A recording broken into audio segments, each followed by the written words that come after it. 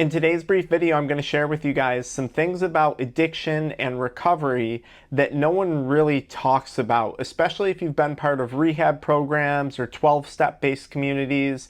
These are things that you've probably never really heard before. And if those things haven't worked for you in the past, this video, I assume, is going to be very insightful. Now, most of the information in this video that I'm providing for you has been gathered over years of education and research regarding addiction and recovery. And I've linked each of the books that I have found the most value in and educational tools that I have found the most value in the video description. So check that out at the end of today's video. So the first thing, that no one tells you, is addiction really isn't a disease, okay? And the second thing that no one tells you is that people can quit substances after being addicted, and they can moderate. The next thing that no one tells you is that addiction and choosing to use substances is a choice.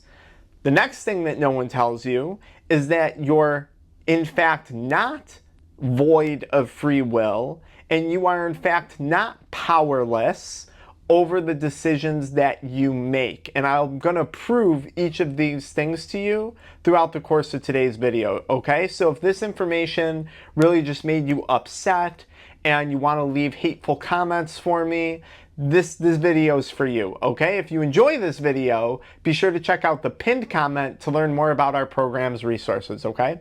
So the idea that addiction is a disease, even if it were to be true, I don't think serves anyone any good who suffers from addiction, unless it's the family members of those who have a child or a loved one who suffer from addiction. And this is harsh, what I'm saying, and I'm fully aware of how harsh this is, okay? But I think ultimately this helps more people than it hurts, I promise. If I'm going to view addiction as an incurable disease, right? Because according to all the literature, there's no cure for addiction. It's a lifelong disease that involves periods of abstinence and periods of relapse. And I think, what is it? Relapse, or is it, what do they say these days? A person who's using substances again, whatever. And if I think that to be true, then I always have an excuse to go back to using the substance because I have an incurable disease. I'm never going to get better. So no matter how much work I put in, no matter how many meetings I attend, no matter how many sessions I go to, there's no cure. So what's the point in even attempting to get sober, let alone trying to stay sober, if this is viewed as a lifelong struggle, which I equate disease with struggle, right? Any disease I've ever fallen ill with has always been a struggle, physically, mentally, financially, with the cost of medications and hospital visits. Disease is always a struggle for me. I've never had a good disease that hasn't been a struggle. So if I'm going to struggle the rest of my life to stay sober, what's the point in even trying, or what's the point in continuing to remain sober? So that's the first thing. Even if addiction were a disease, why would I want to subscribe to that? Now, if addiction is simply a series of poor choices that I made to use substances because that choice seemed preferential to other activities, other things that I could have been doing, just preferential to a sober lifestyle, well, that's actually quite empowering. Now, to the family members of those struggling with addiction, that's dark. But to the person who's suffering from addiction, what I'm saying is you're not diseased and you have the ability to make a choice. And I know for a fact if you're watching this, you're perfectly capable of making choices. You either A, actively searched out this video on YouTube, how to get sober, how to quit smoking weed, how to quit drinking alcohol. You actively made a choice, just like you made how many other choices when you woke up from the time you're watching this video, right? How many choices do you make in any given day, and how many of those are good choices? I chose to sleep, I chose to brush my teeth, I chose to wear shoes outside, I chose to wash my clothes, right?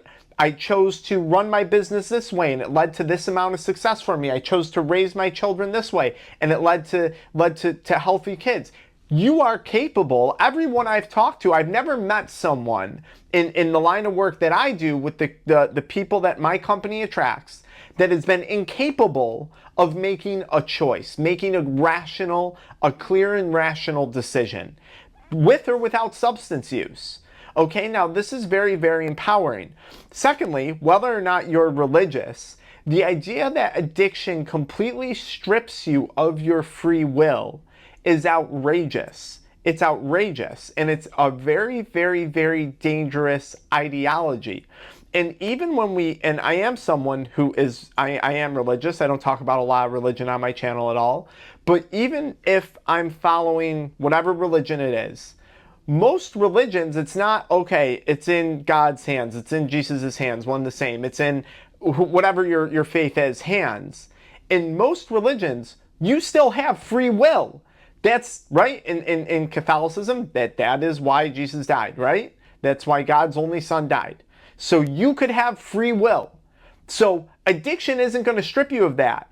And it's on you, God, whomever, has given you the mental capacity to make rational decisions. Now, it's not to say that substance use could have clouded those decisions. It's not to say that it makes decisions less confusing, because, yeah, it was hard for me to think clearly about my businesses, about, what I'm going to do day to day, about this, that, finances at some points when I was under the influence. Yeah, it was hard to make rational decisions about relationships I was getting into, because, I'm always tired, I'm hungover, I'm intoxicated, I'm high, whatever. But I still made a plenty of good decisions throughout my journey of addiction, okay? Because I have free will. Now, the next thing that to me is horrible is the concept that you need lifelong recovery. That recovery, addiction recovery, is a never-ending thing. And that you need coaching or therapy or rehab treatments. Look, the only time I really think you need treatment is if you need a medical detox, okay? So alcohol, Xanax, maybe heavy opioid use, some things like that. It requires medical detox so you don't die and go in and have a seizure when you come off the substance, okay? That's a very small percentage of people, and that's the percentage of people that can't start to wean down on their own and taper on their own, right? So this idea, though, that you need to get all this help to treat an incurable disease, and then you need to remain in treatment the rest of your life because the disease is incurable, meetings, this, that, programs. It's outrageous. And why I would never want to live my life that way. Now, there is one scenario where I do think this could be beneficial. If the individual quitting needs a new environment and a new community, then I think this can be a very, very positive thing. But for a lot of people, they already have community, they already have a family, they already have a life set up outside of addiction. A lot of people that my programs appeal to do, okay? They have a lot of things in order. And it's just a matter of getting back to enjoying the things that they once enjoyed, not adding in 2-3 meetings a week for the rest of their life. Because I would never want to subscribe to that. Once I'm done with a substance, I'm done. I don't want to spend the rest of my life fighting that substance. Going to meetings, hearing about people's war stories, hearing people say, oh, the only time I feel good is when I'm high, the only time I've ever felt good is when I'm drunk. Well, if the only time you've ever felt good is when you're drunk, and you hate your life sober, and it's been 20 years, why? Why did you stop in the first place? The reason why so many people, and a majority of people, quit spontaneously, they find spontaneous self-recovery. They find spontaneous self-recovered. They quit and they're done with the drug. They quit smoking and they're done, right? They just stop. They stop drinking and they're done. They stop taking pills, stop snorting cocaine, stop smoking weed, and they're done. It's spontaneous self-recovery. And we don't hear about this a lot because these people don't talk about it. They don't care to. They've chosen to move on with other things in their life that they prefer more than substance use. And that's exactly the point that I've hit many years ago. And people say, well, why do you make videos about it then? Why do you always talk about weed? I enjoy interacting with people. I'm good at what I do when it comes to coaching, okay? And I enjoy helping people get sober, right? I'm a chiropractor, I'm a functional medicine practitioner, I'm an addiction recovery coach, we make our supplement line. I enjoy this stuff. That's why I do it. But outside of my videos, and I've said this in several, you're never gonna hear me talk about not drinking alcohol, not smoking weed, about my recovery. You're never gonna hear it. Outside of my business, it doesn't exist in my life. You'll hear me talk about my travels, right? In this video today, my last video was Santa Margherita. This is somewhere off the Italian Riviera in Naples. Yeah, Naples, off the Amalfi Coast, right? There's so much more to life than just focusing on recovery for a disease that can never be cured. You can become recovered. Now, lastly, there are plenty of people who can return to moderate use if that's what they prefer to do, okay? Now, you've seen me on my channel talk about not moderation and why I don't moderate. Why I choose not to moderately use is because I no longer see any value in the use of smoking weed, drinking alcohol, smoking a cigarette, hitting a vape, chewing tobacco, whatever it is. If I felt that I would obtain some level of enjoyment, when we were out at lunch on the beach, if I had felt that drinking an Aperol Spritz or having a beer would add to my day in any type of way, I would order one, I would drink it, and I would move on with my day, okay? But I don't feel that it adds to any value, so it's not something that I'm going to do. Now, also, about myself, I'm not a moderate individual. I don't do things moderately, okay? Ever. I don't make videos moderately. I don't travel moderately. I don't do anything in moderation. I'm just not that type of way. So for me to practice moderation is painful. So for me, not being a moderate type of person, why would I want to try and moderate something that I have no interest in doing? Consuming drugs, no interest in doing it. Why would I bother to moderate it? And people will still not understand this, and they'll say in the comments, just smoke a joint, just have a drink, you're on vacation. I have no interest in it. There's no desire. I'd rather go for a hike. I'd rather go for a workout. I would rather drink an ice cold water. I'm really into fancy water. That is one thing I picked up, especially since getting rid of alcohol. Fancy water.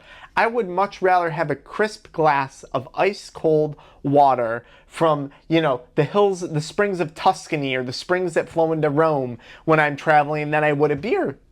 I feel better throughout the day. If I drink a beer, yeah, it's good. It could be refreshing, but then I'm going to be tired and I'm not going to be able to do the rest of the things that we want to do for the rest of the day with the energy that I need, right? I wouldn't have the energy to come back after being out all day doing stuff and then film a video like this. But I think it's very important. So you can become fully recovered, and if you so decide to go back to moderate use, you can choose to do so because you are a person who has free will, and I'm sure somewhere in your life you can find examples of where you've exercised moderation, okay? Now, another reason why I don't like moderating is because I do like practicing things that do require a level of, I guess you could say, like discipline, okay? And I had found early sobriety and recovery to require a degree of discipline. And instead of, running a marathon or training for a triathlon, that was where I got to play my mind game and really solidify discipline, right? So at this point, even if I am tempted and I kind of did want to drink, which is rare, but if I did, sometimes I'm like, I enjoy practicing the discipline aspect of it more than actually having the drink itself. It's kind of weird, but a lot of people operate that way. It's not just me. Most people operate more in the realm of like physical capacity, like weightlifting or this or that, but whatever. So this is also the direction that this channel is going. We have to take a firmer stance on stuff. See, this was the original channel content. And then over the years, I got sucked into the addiction recovery community, largely because of having to use those terms for search engine optimization on YouTube. But I really don't believe in ongoing recovery. I don't even know that I believe in addiction. I believe in a series of poor choices, okay? Poor choices looking back, But in the moment, sometimes those choices might have been the best choice I had. Maybe that was the best choice that person had, given their life circumstances and whatever they were dealing with. So I don't judge that. I mean, you know, what involves making a good choice or a poor choice? Who's the one to decide that for a person? Only you can decide that for yourself. I'm not deciding that for you. Only you can decide whether or not drug use is a poor choice or a good choice for you, right? I can't decide that for you. So for me, it was a series of poor choices though. And this concept of addiction being a disease, it has to end because it's harming far more people than it's helping. And you can read about this. A book that hammers away at this, I linked in the video description, The Freedom Model. I also linked the book, Rational Recovery. I linked the book, Dopamine Nation. And I linked the book, The Easy Way to Quit Smoking by Alan Carr, or The Easy Way to Quit Drinking by Alan Carr. If you read those books, The Freedom Model, Rational Recovery, Dopamine Nation, and Alan Carr's Easy Way, you have all the knowledge you need, okay? Now, if you want to speed run that process, if time is of the essence, you can book a 60 to 90 minute coaching call with me.